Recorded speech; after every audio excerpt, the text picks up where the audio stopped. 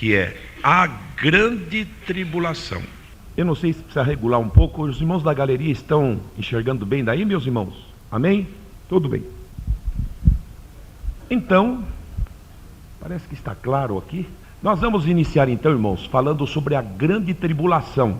Não confundir a grande tribulação com as tribulações que nós temos hoje. A Bíblia diz que por muitas tribulações nos importa entrar no reino de Deus. É a tribulação do problema, da luta, da dificuldade, da provação. Não confundir essa que eu tenho, que você tem, com a grande tribulação. Que, como já vimos, ela vai ter início quando a igreja sair da terra. Em outras palavras, a grande tribulação só veio na terra porque o Espírito de Deus, que está na igreja, aqui na terra, está impedindo que ela chegue neste mundo. A grande tribulação, ela é chamada também de grande aflição. Mateus fala, a grande aflição daqueles dias. É chamado de grande angústia. Grande angústia. É chamado a noite na Bíblia. É chamada angústia de Jacó, porque nesta época Israel vai ser o povo que vai sofrer barbaridade. Na última guerra mundial morreram 6 milhões de judeus. Fizeram sabão de corpo de judeu aos milhares. Mas ali, na grande tribulação, Israel vai passar pela maior provação de que a Bíblia fala a respeito dele. É chamada a hora da tentação. Eu te guardarei da hora de tentação que há de vir sobre todos os habitantes da terra. É chamado dia da vingança. Jesus começou a pregar em Lucas 4. O Espírito do Senhor é sobre mim, pois que me ungiu para evangelizar os pobres, pôr em liberdade os oprimidos, anunciar o ano aceitável do Senhor. E foi falando. Só que quando tinha a expressão dia da vingança, Jesus não leu. Se o irmão procurar em Isaías 61, Jesus leu tudo, menos do dia da vingança, que é o que viria no futuro, que vai ser o período da grande tribulação. É chamado de dia do Senhor. Não confundir na Bíblia. A Bíblia fala dia de Jesus Cristo. A Bíblia fala dia de Jesus. A Bíblia fala sobre dia de Cristo. A Bíblia fala sobre dia do Senhor. E a Bíblia fala sobre dia de Deus. E nada tem a ver uma coisa com outra. A princípio parece ser tudo a mesma coisa. Dia de Jesus Cristo ou dia do Filho do Homem é o dia que Jesus vem buscar a igreja. Dia de Cristo, segundo o contexto bíblico, é o dia quando a igreja vai estar no tribunal de Cristo recebendo o galardão. Dia do Senhor é o período da tribulação na terra. Dia de Deus, segundo diz lá São Pedro, é o dia que Deus vai destruir tudo. Então nunca confunda na Bíblia dia de Jesus Cristo, dia do Filho do Homem, dia de Cristo, dia de Deus, dia do Senhor. São dias diferentes, épocas diferentes, acontecimentos diferentes, resultados diferentes. Muito bem, vamos para frente.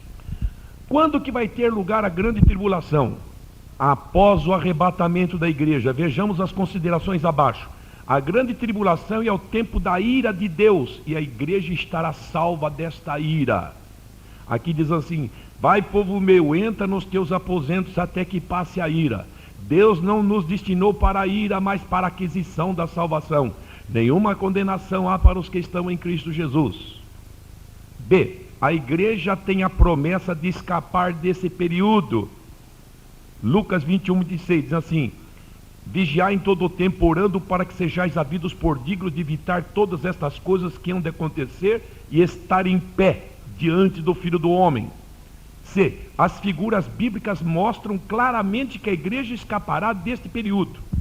Primeiro, Noé foi salvo do dilúvio. É uma figura da igreja que entra na arca, que é Cristo, o juízo de Deus vem na terra. Mas a igreja está dentro da arca, que um dia diz a Bíblia que a porta da arca se abriu e Noé saiu pisando uma nova terra, restaurada pelas águas do dilúvio. E nós, na arca que é Cristo, tribulação na terra, essa arca nos leva até a presença de Deus, onde vamos estar no novo céus e uma nova terra onde habita a justiça. Ló foi salvo de Sodoma e Gomorra. Deus mandou a chuva de enxofre e fogo, mas antes tirou Ló. Antes que Deus mande a tribulação na terra, Deus tirará o seu povo. O que acontecerá na grande tribulação? O aparecimento da trindade satânica, o dragão que é Satanás, o anticristo e o falso profeta. Vejamos o seguinte, vamos falar sobre o dragão, Satanás. Ele será precipitado dos lugares celestiais, onde hoje tem seu lugar de atuação. Onde tem hoje seu lugar de atuação. Ele não está no inferno. Efésios 6,12 diz que ele é príncipe das potestades do ar. E Apocalipse 12, 9 e 12 diz assim: e foi precipitado o grande dragão, a antiga serpente. Foi precipitado aonde? Porque estava lá em cima, desceu para baixo. E ai dos que habitam sobre a terra, porque o diabo desceu a voz. Estava lá em cima, desceu a voz, e tem grande ira, sabendo que já tem pouco. Os seus anjos também serão lançados à terra juntamente com Satanás. Diz que foi precipitado Satanás e os seus anjos com ele, que são os principados, as potestades, as hostes malignas. Vamos continuar. Outra folha.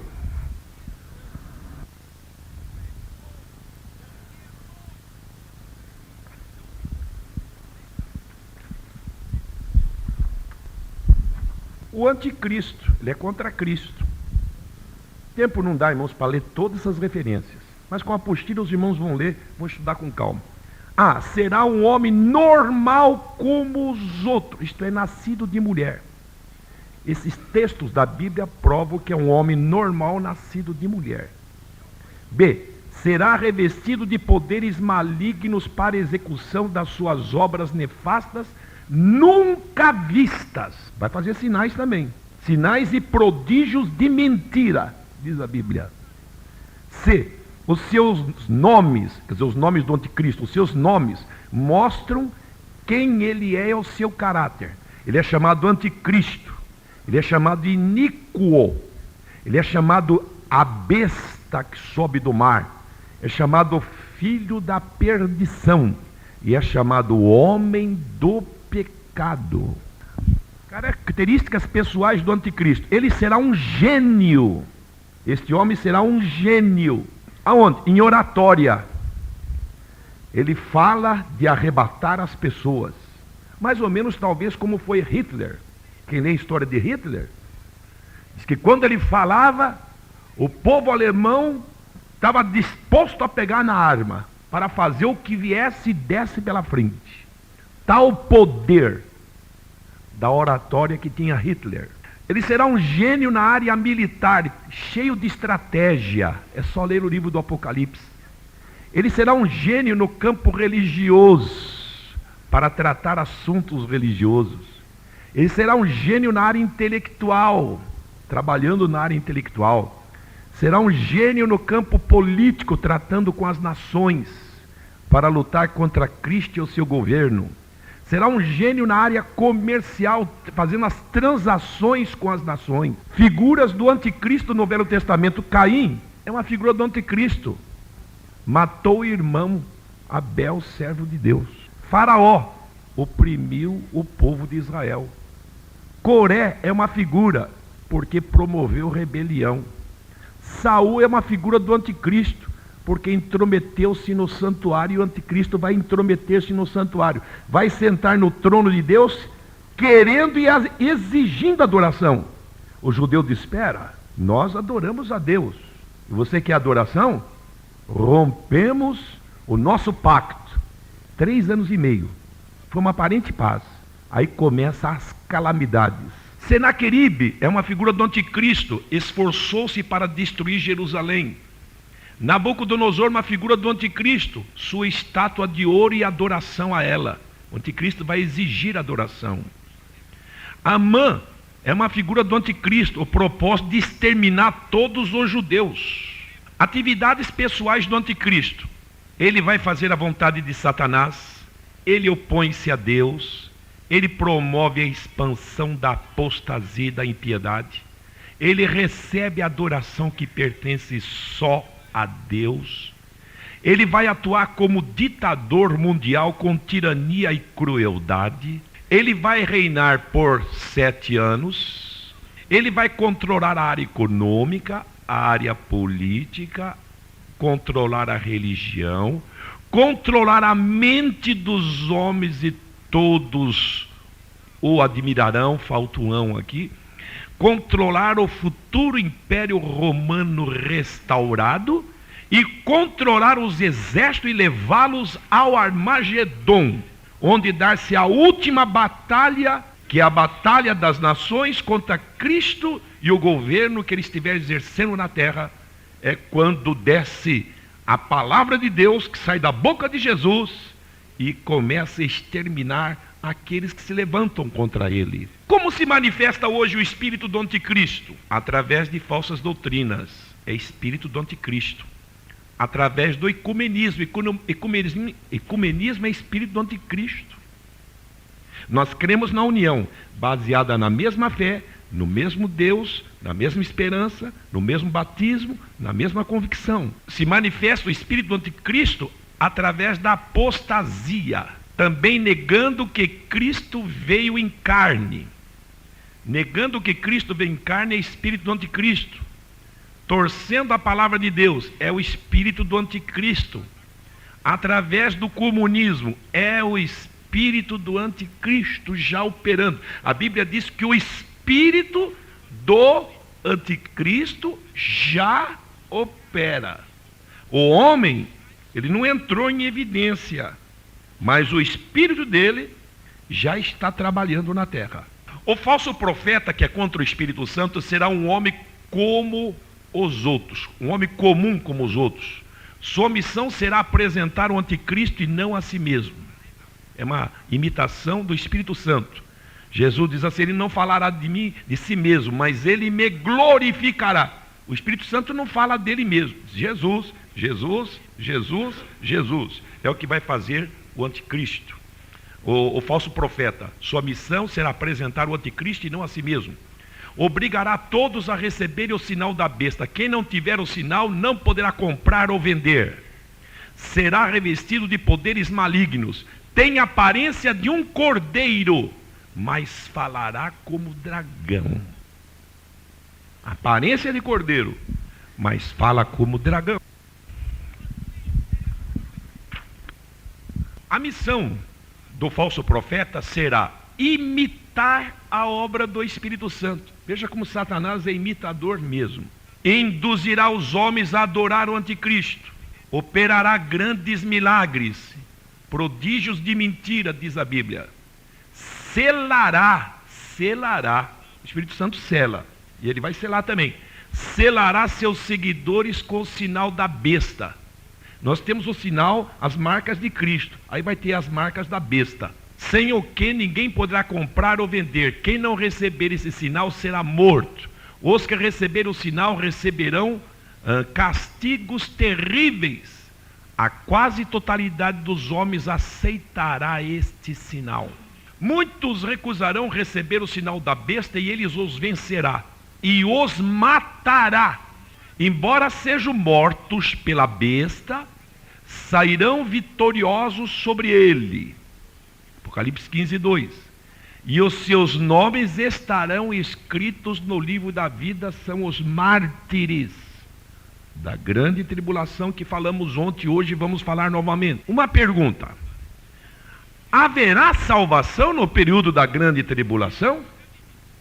É uma pergunta. E vem a resposta. A Bíblia fala de um grupo muito grande que resistirão ao anticristo e ao falso profeta e os vencerá. É que diz esses dois trechos. Embora sejam mortos. Apocalipse 13:15. Pois este será o preço para alcançarem o escape. Após a morte, comparecerão no céu debaixo do altar, até que o número deles seja completado. É o que diz Apocalipse 6, 9 e 11. Estes são os que vieram da grande tribulação. Eu já vi até hinos na igreja cantando, como se fosse a igreja que veio da grande tribulação. Não é a igreja. É que, infelizmente, não existe uma conferência, um padrão sobre letras de hinos, por isso que saem muitas coisas erradas. Fazem parte da primeira ressurreição. Só tem 2 ressurreições, irmãos. Só tem 2. Na vida, na morte. Primeira ressurreição, segunda ressurreição. Quem é que faz parte da primeira?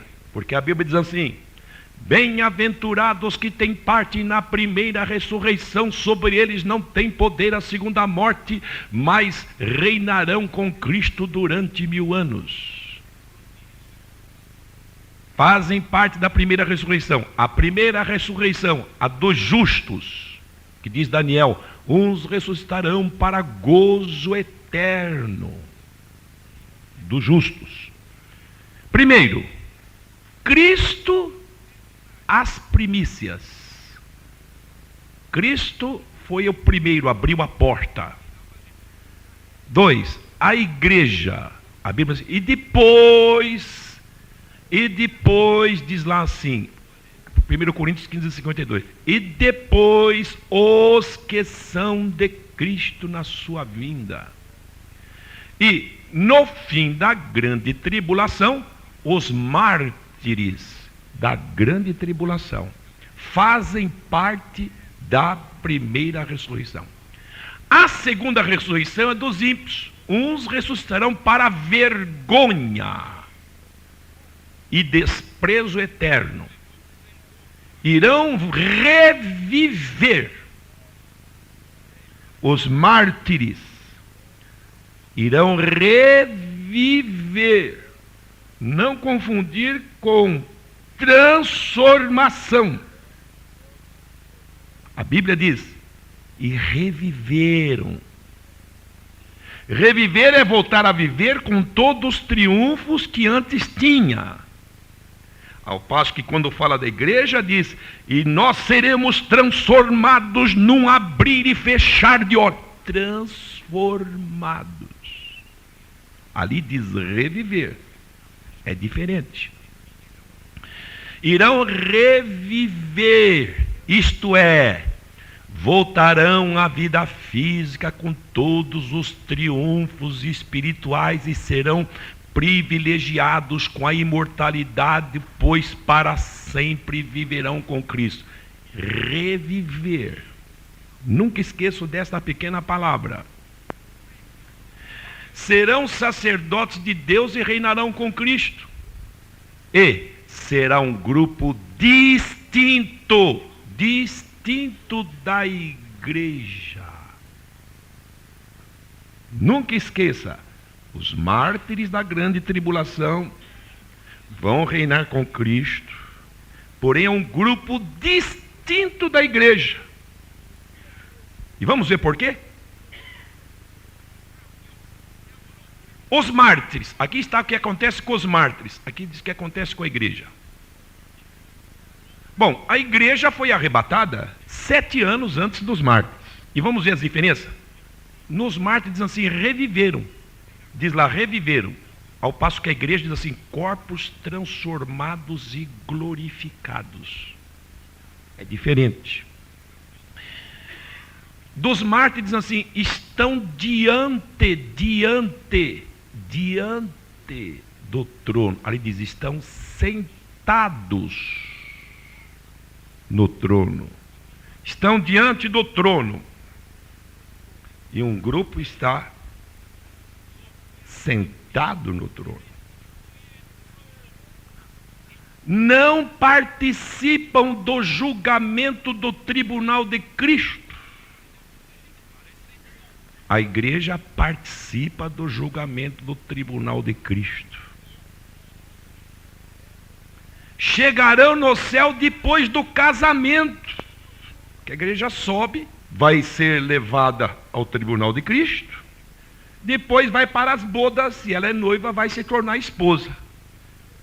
Os mártires chegarão no céu depois do casamento. Já houve o casamento, já tem esposa. Tem mais festa, não tem mais casamento. E a igreja? Participarão das bodas do Cordeiro. Depois das bodas será a esposa do Cordeiro.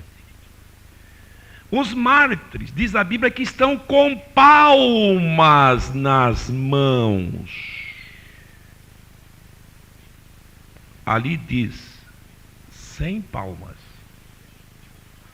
Quem está com palma na mão não é a igreja, são os mártires da grande tribulação.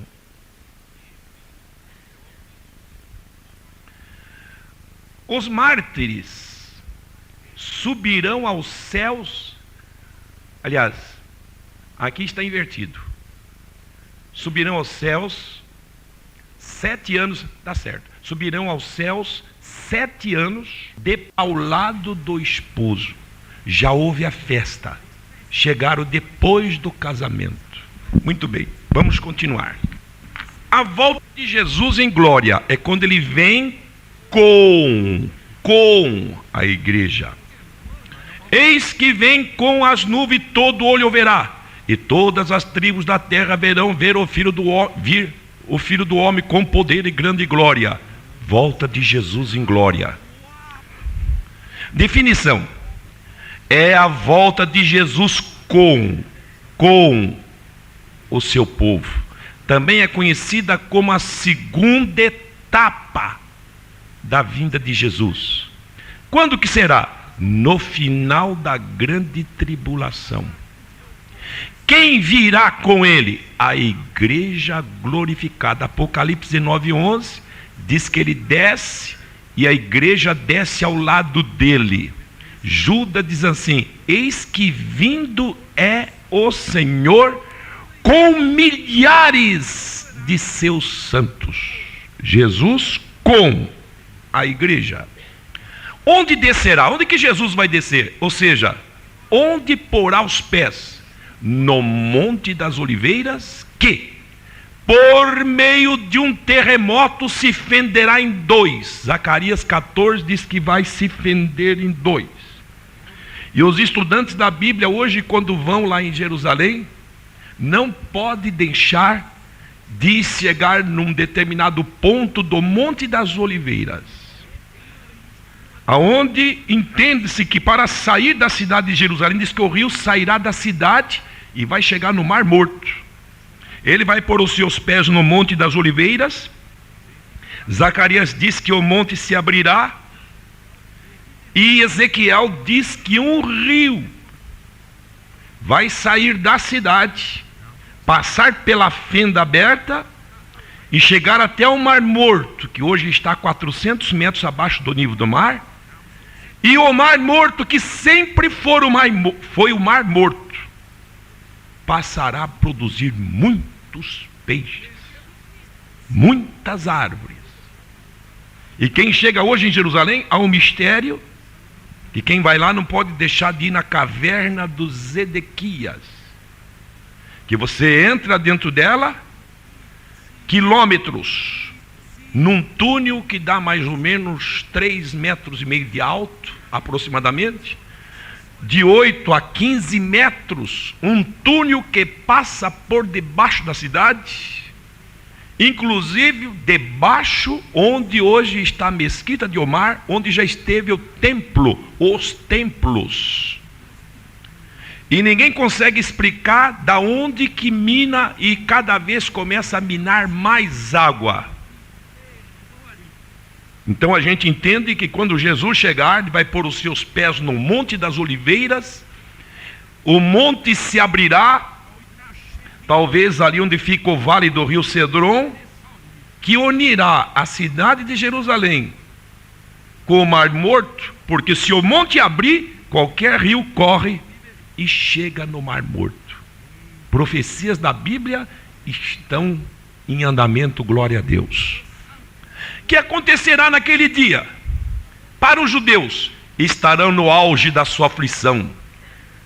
Ali fala daquela mulher e vestida do sol, que foi perseguida, e o dragão correu.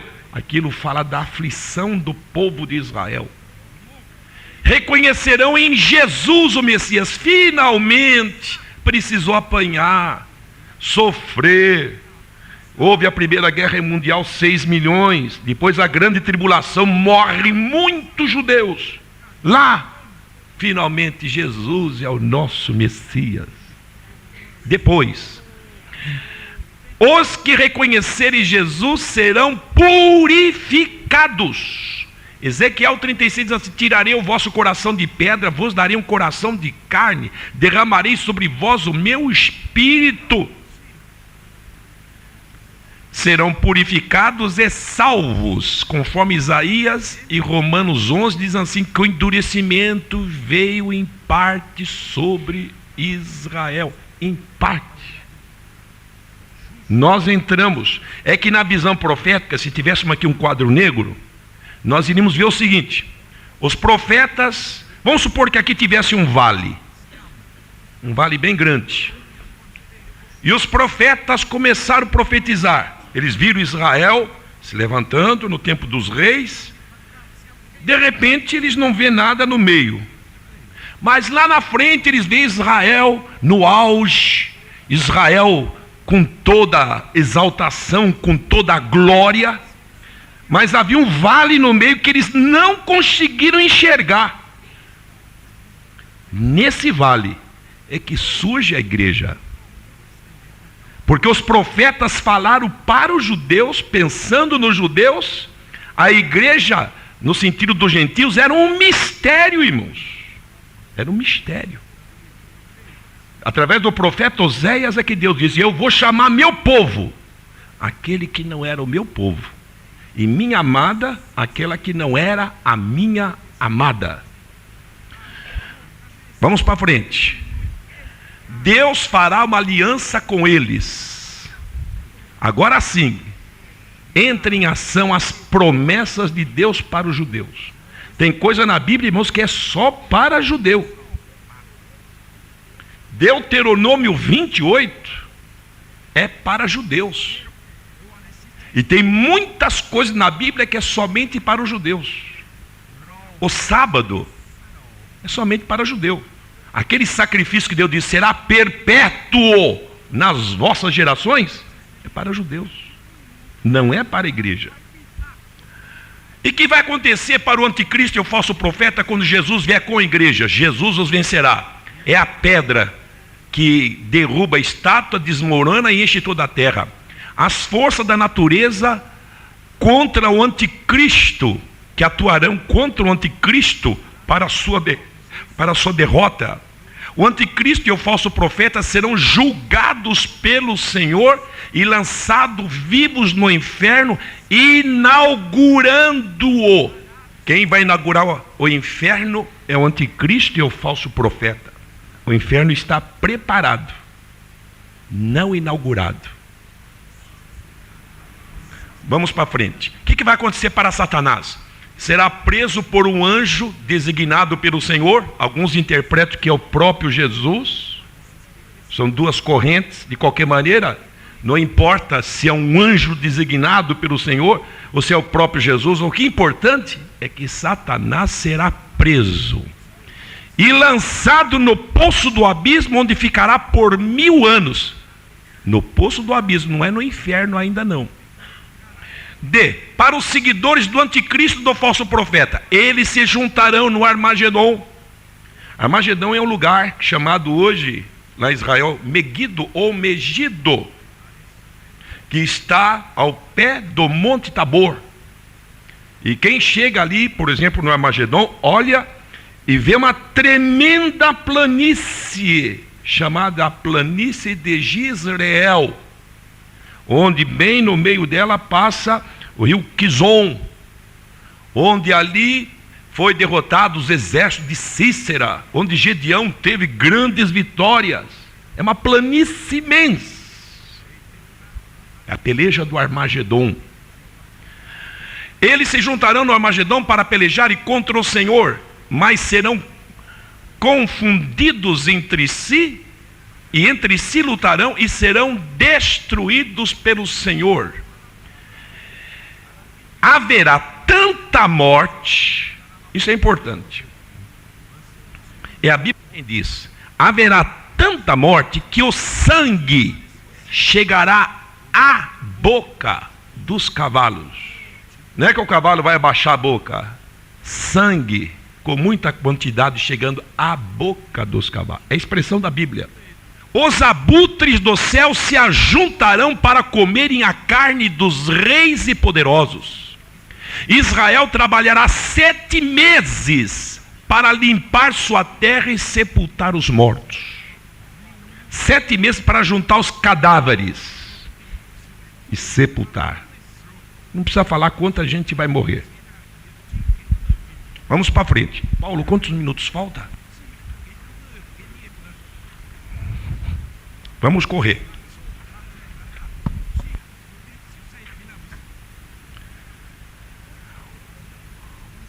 O julgamento das nações. Quando Jesus desce, ele vai julgar as pessoas que estão vivas. Quando Jesus desce com a igreja. Com a igreja. Bem, quando será? Antes de Jesus iniciar seu reinado com a igreja no período denominado milênio, ele julgará as nações vivas, bodes e ovelhas. Não se trata de igreja. Muita gente prega esse versículo, ou essa passagem bíblica, como se fosse a igreja. Não é a igreja. Onde vai ser o lugar do julgamento? No vale de Jeosafá. Quem será julgado? Todas as nações vivas. Qual será? É a Bíblia quem diz isso daqui. Qual será a base do julgamento? A maneira como as nações trataram os irmãos de Jesus, os judeus. Mateus 25 diz assim: quando não o fizeste a um desses meus pequeninos irmãos, a mim não o fizestes. Deus sabe quem tratou mal o seu povo. Ezequiel 25, 6 e 7, Deus diz assim: eu estava um pouco irado, mas eles ajudaram muito no mal. É a maneira como Deus estará tratando as nações, Jesus, antes de implantar o seu governo na terra. E qual é a sentença do tribunal? Nações ovelhas, que não é a igreja, continuam na terra, porque nós vamos reinar sobre alguém, vai ter gente na terra. E as nações bodes serão condenados. É aquilo que mostramos ontem no gráfico. No milênio, o que é o milênio? 1000 anos. Milênio significa 1000 anos. Quando será? Vamos pôr mais para cima. Quando será? Quando Jesus descer com a igreja, ele vencerá os exércitos do anticristo. O anticristo e o falso profeta serão lançados vivos no inferno. Logo após o julgamento das nações vivas, terá início o governo de Cristo com a igreja durante o milênio, ou seja, 1000 anos.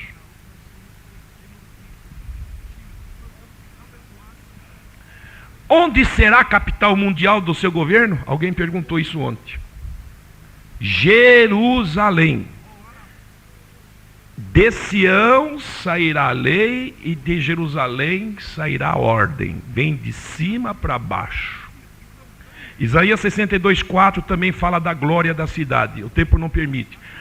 A abrangência do reino universal. A glória do Senhor encherá a terra.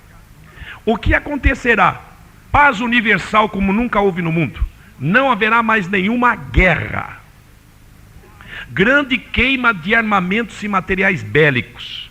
Algumas armas serão transformadas em instrumentos úteis. A vida longa para o ser humano, o homem atingirá centenas de anos. Atingirá a idade das árvores, diz ali. Proteção para as crianças e amparo para a velhice, diz o texto bíblico. Que mais? pleno conhecimento do Senhor, de Sião sairá a lei, Deus mesmo ensinará aos homens, todos conhecerão o Senhor, e o evangelho conhecido em todo o mundo. E esse evangelho do reino será pregado a todas as gente. Então virá o fim. Que fim? Alguém prega, não confundir evangelho do reino de Deus com o evangelho do reino dos céus. Falando para os judeus, Jesus, e esse evangelho do reino de Deus na terra, será pregado a todos, então virá o fim. Não se trata dessa dispensação, porque se Jesus vier hoje e arrebatar a igreja, não é o fim. Se Jesus vier hoje, o mundo tem 1007 anos no mínimo. Por que eu digo no mínimo? Porque 1000 anos é o governo de Cristo, 7 anos a igreja está com o Senhor, e tem um tempo que a Bíblia não diz quanto que vai ser, diz assim, e depois do milênio importa que Satanás seja solto por um pouco de tempo. Então o evangelho que nós estamos pregando é o evangelho do reino de Deus. Quanto a ser conhecido de todas as gentes, e depois vir ao fim, é o evangelho do reino dos céus, do reino de Cristo, o reino davídico, em que ele estará sentado no trono, e os pregadores serão os judeus. Toda a terra se encherá do conhecimento do Senhor. Vamos em frente. Haverá abundância de salvação, o tempo não permite, infelizmente. Será eliminado o instinto de ferocidade dos animais. Não haverá mais ferocidade, a serpente não fará dano a alguém, não haverá animais carnívoros, a terra produzirá abundantemente, a maldição terá tirado, o deserto será um campo fértil, o mar morto terá abundância de peixes, as riquezas serão abundantes e não haverá mais fome. O crescimento da população, no início a terra terá apenas 1/3. Diz que vai sobrar só 1/3. Da grande tribulação, irmãos, 2/3 vai embora. Sobra 1/3. Bom, se a terra hoje tem 5 bilhões e 700 milhões, se fosse 6, sobra apenas 1/3. No início da terra terá apenas 1/3 que sobreviveu à grande tribulação. A multiplicação dos seres humanos na terra, o homem poderá atingir a idade das árvores. Cristo será o alvo de todas as atenções, todos quererão vê-lo, não haverá idolatria. Os judeus serão mensageiros do rei, serão uma bênção para todos, a glória e a grandeza deles. O Espírito Santo será derramado, Jesus governará, onde estará a igreja nessa época? Na Jerusalém celestial. A Bíblia fala de 2 cidades, Jerusalém terrestre e Jerusalém celestial. A ordem sairá de Jerusalém celestial para Jerusalém terrestre. A cidade celestial descerá do céu, mas não descerá à terra, pois parará no ar. A cidade celestial não precisará de lua nem de sol, pois o Cordeiro é a sua luz. A cidade celestial não precisará de templo, porque o Senhor é o templo dela. Haverá pecador no milênio? Sim. Isto prova que o homem tem uma origem caída e que o pecado não é tão somente uma incitação de Satanás, pois ele estará preso naquela oportunidade. Satanás está preso e o homem continua sendo, às vezes, pecador. Como que pode? Mas não é Satanás? Ele incita, mas a origem caída está no homem. Meus amados irmãos, meu tempo esgotou. Eu quero observar o horário.